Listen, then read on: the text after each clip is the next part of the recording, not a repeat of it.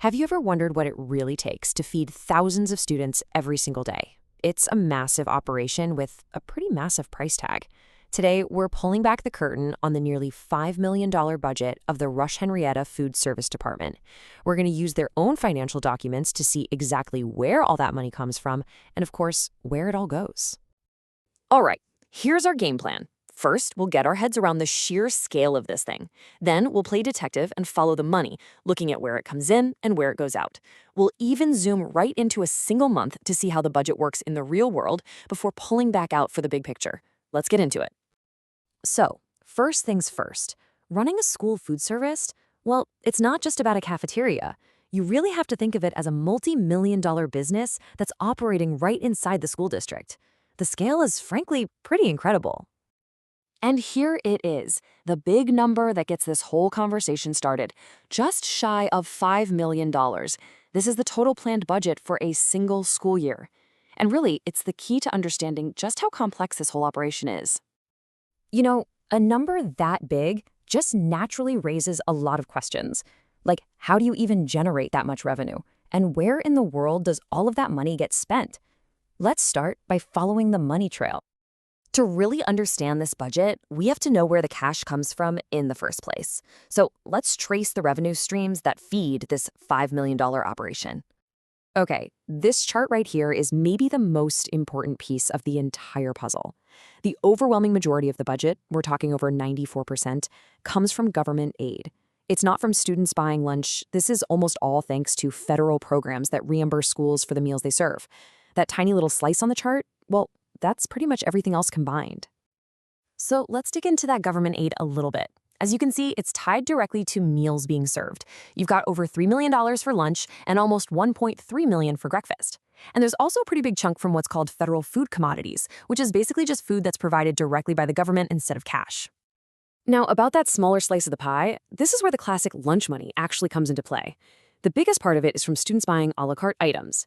But even when you add in catering, meals for adults, and vending machines, it's really just a fraction of the total budget. It just highlights how much the system really relies on that government funding. So that's the income side. But a budget has two sides, right? Now let's see where all that money goes. It's time to break down the costs.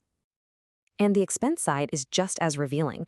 The budget is really dominated by two huge categories: labor and benefits, which is the cost of the people running the service, and food and supplies, which is the cost of the meals themselves. Together, those two make up more than 90% of all the expenses. And that labor cost, it isn't just some number on a spreadsheet.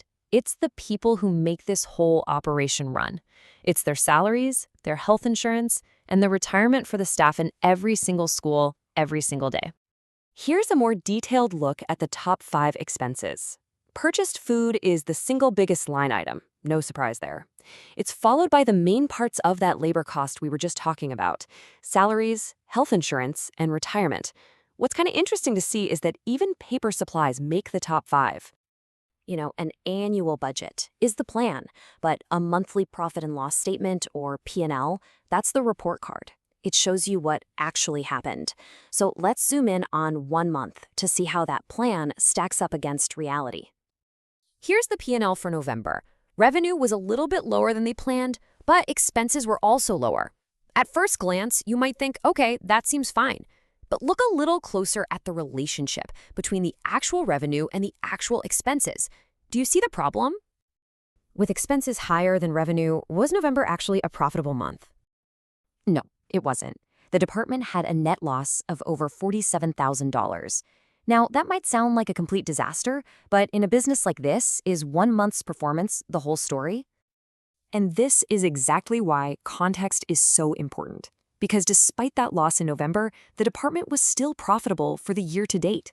In school finance, it's really the long game that matters. We've looked at the annual plan and a monthly snapshot. Now, let's pull it all together and see what this budget really tells us about the big picture. So what are the biggest takeaways here? First, school food service is a huge multi-million-dollar business. Second, it's overwhelmingly funded by the government, not by lunch money from students. Third, the costs are pretty much split right down the middle between people and provisions. And finally, financial success is a marathon, not a sprint. It's measured over the entire school year, not just 1 month. They say a budget tells a story about priorities. This one shows the incredibly complex financial engine that's required to feed thousands of students every single day. It's a story of government funding, of dedicated staff, and the daily challenge of just balancing the books. So I'll leave you with this question. What does this story tell you about the value we place on school nutrition?